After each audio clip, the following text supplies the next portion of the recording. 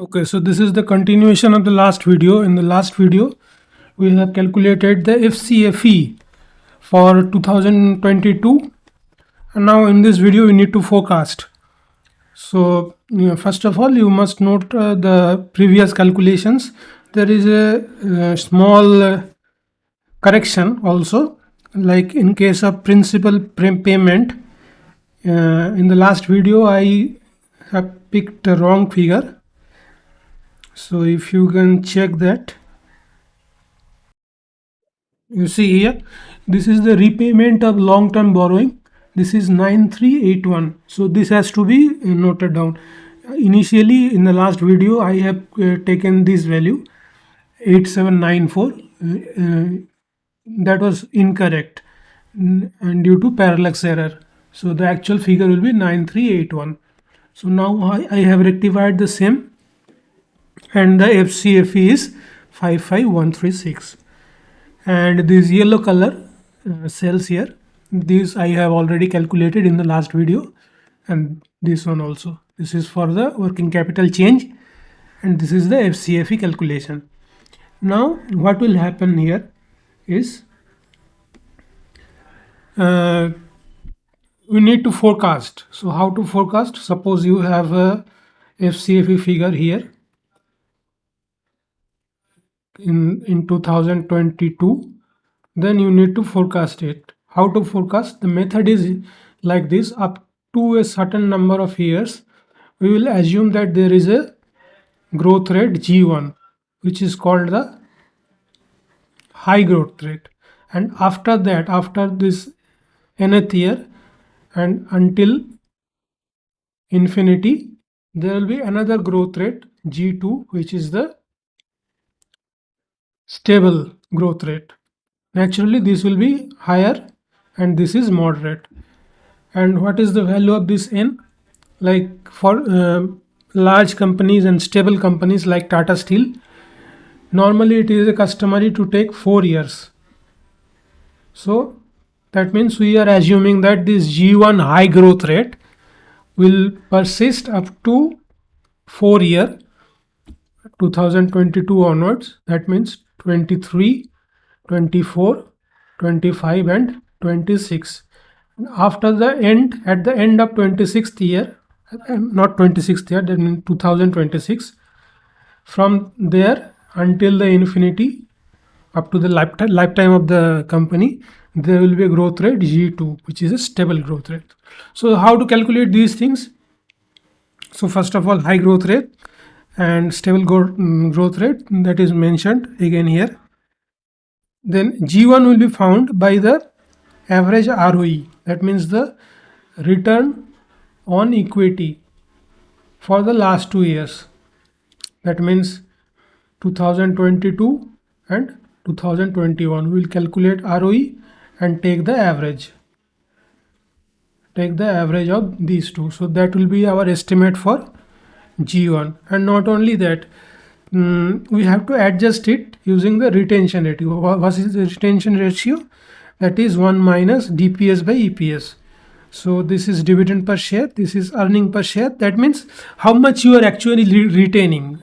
ROE is the growth rate, that is fine, but the entire amount is not retained. What is retained is what is not given in terms of dividend. That is, what is given in terms of dividend is DPS by EPS, and what is not given is retained, that is 1 minus this.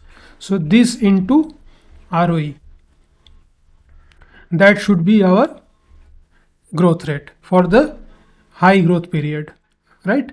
So, and how to calculate ROE? That is a standard formula: net income divided by shareholders equity. So this we will calculate for 2022 and 2021 and take the average. I am repeating myself again and again. So average ROE and multiplied by this figure, that will give us the G1. And what is G2? G2 is not calculated, it discretionary. Normally it is taken 6% to 7%. So we will take 6% in this case. So this is how the growth rates will be calculated. And then same thing is written: FCFE values for the first uh, 4 years using the growth rate G1, and then one terminal value. That means 2022 FCFE is there, then 23, 24, 25 and 26. Here we will end G1, that means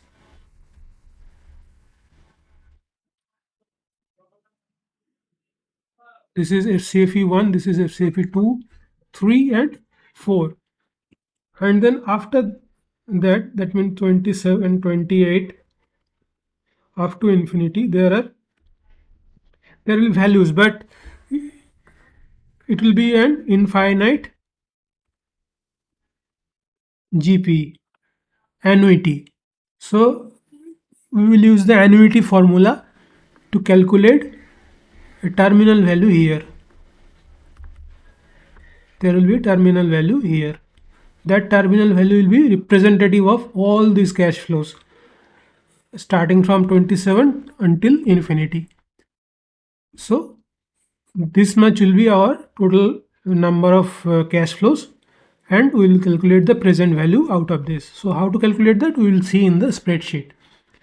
But before that, how to find the terminal value? So in the long term, the return on equity will be the same as the cost of equity. Little bit adjustments are there. We will see that in the spreadsheet.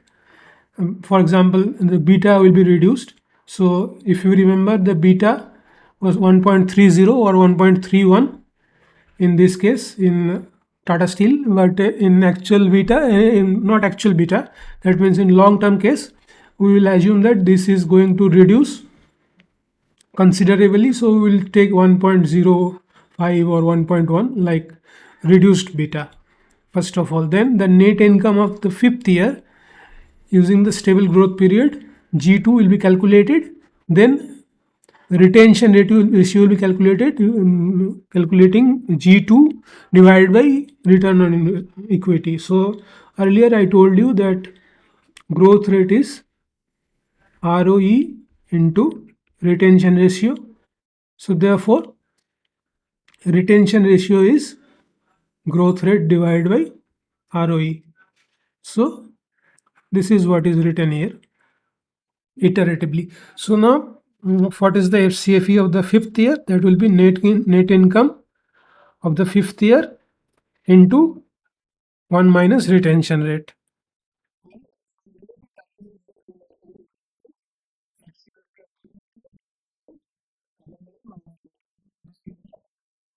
Infinite GP assumption. Infinite geometric progression assumption for annuity.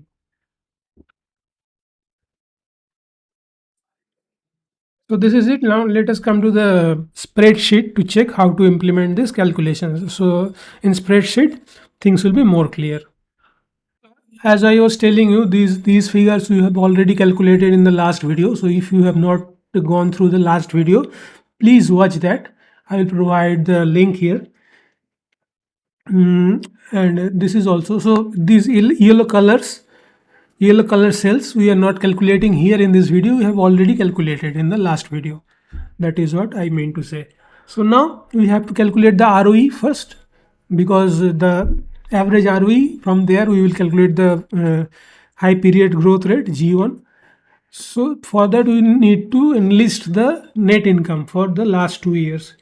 So that is easy from the income statement. This is the income statement. So net profit, just note down these two figures, 33011 and 17078. So 33011 and 17078, right? And what is your shareholders equity? That is coming from the balance sheet. So this is the total equity value 125434. 125434. And this is 95185. 95185. So we will divide. We know that what is ROE? ROE is net income divided by shareholders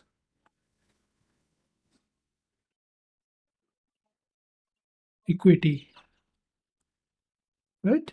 So we will just implement that net income divided by shareholders equity.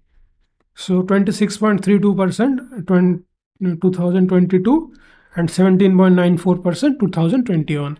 So we will take the average of these two figures,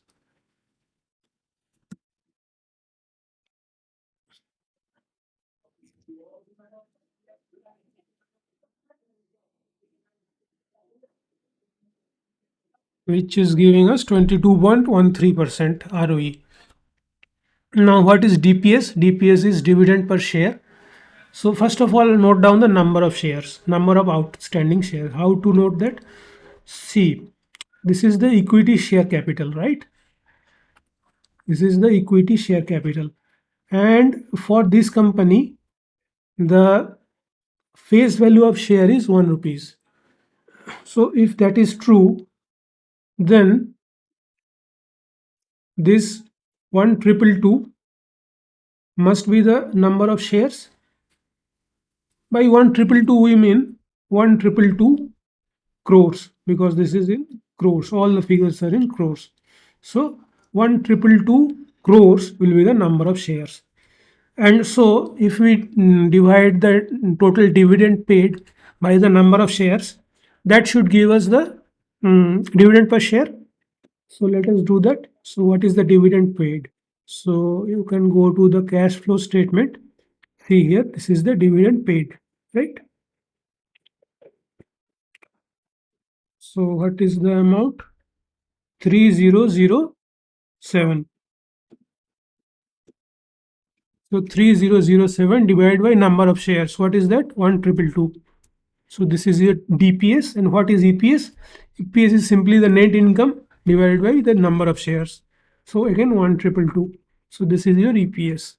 And what is your retention ratio? We know retention ratio is 1 minus DPS by EPS. So implement that 1 minus this by this. So 90.9%, this is your retention ratio. So what will be your G1? G1, G1 is ROE into retention ratio.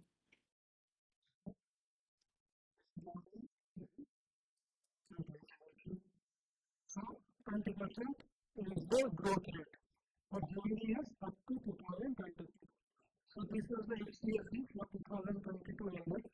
So for the next year, this will be this into 1 plus this growth rate, right?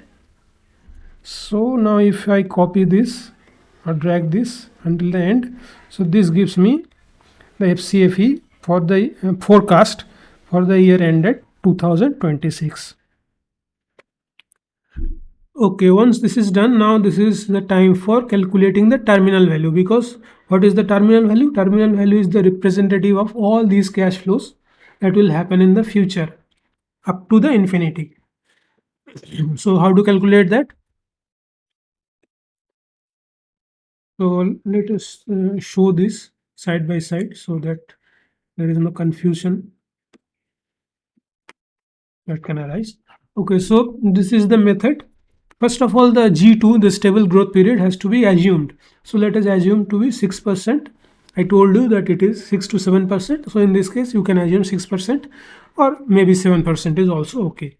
Now the cost of equity.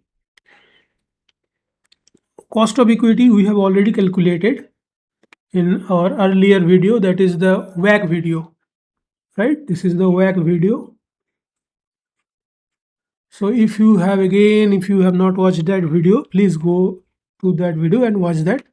I'll provide the link there. So in that video, we have derived that the cost of equity was 12.5%. Sorry, this was 1 point, the beta was, what was the beta? So based on 1.30 beta, this was 13.8%. Now,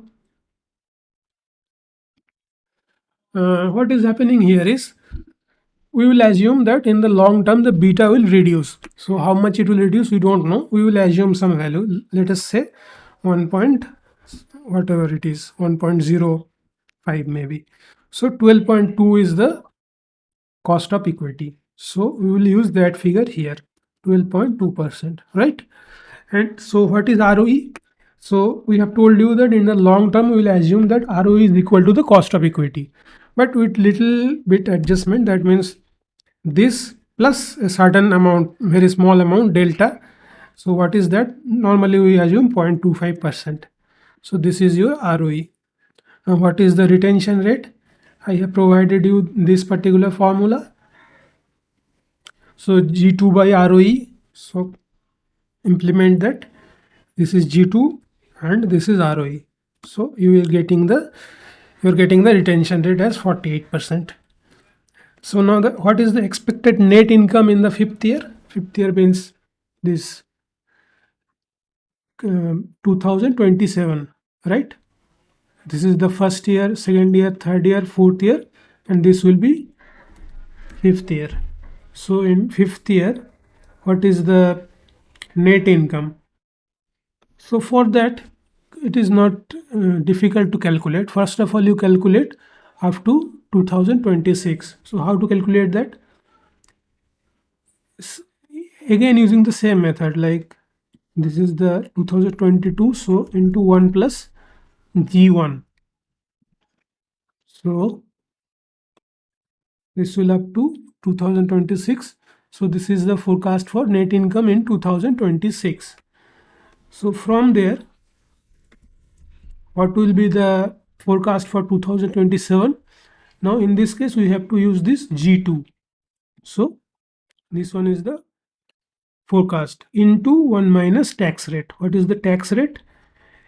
We have calculated the tax rate as 22% earlier in the WAC video. So we will use the same. So 22%. So this is the forecast for net income in the fifth year. So what is the FCFE in the fifth year? FCFE in the fifth year, I have given you this expression. So net income into 1 minus retention rate. So this is your FCFE in the fifth year. And what is the terminal value? Terminal value is, you see here, FCFE of the fifth year divided by your ROE minus G2. So this is your terminal value for the fourth year. That means it will be written in 2026. So now let us fill up this. So if CFE values are already calculated like this, then you have a terminal value which will be placed in 2026, this, and this is the total FCFE plus the terminal value. So this will be updated like this, total. And then what is the firm value? We will calculate the NPV, net present value. NPV, and what will be the your discount rate? Discount rate will be the WAC, weighted average cost of capital, right? So note that we have to again revert this back to 1.30, which makes this 12.20. So your WAC is 12.20. So NPV of rate is 12.20, and what is the range? Is this one. So this should be your firm value. And what is the total number of shares? On 222 again. So what is the intrinsic value? This divided by this. So 450. So according to, please note that all these figures are in crores. So this is also crores rupees, and this is also crores in number of units. So this divided by this gives you the intrinsic value of a single share. So that is coming around 450 rupees. So this is how we will calculate the FE valuation. So according to that, this is the intrinsic value. In the next video, we will discuss the FCFF method. of calculating the intrinsic value and see the difference between the. Hope you have understood the calculation. If not, please go through the video more than once, and if you still have any doubt, please use the comment section to inform me. So that's it for now. Thanks for watching this video.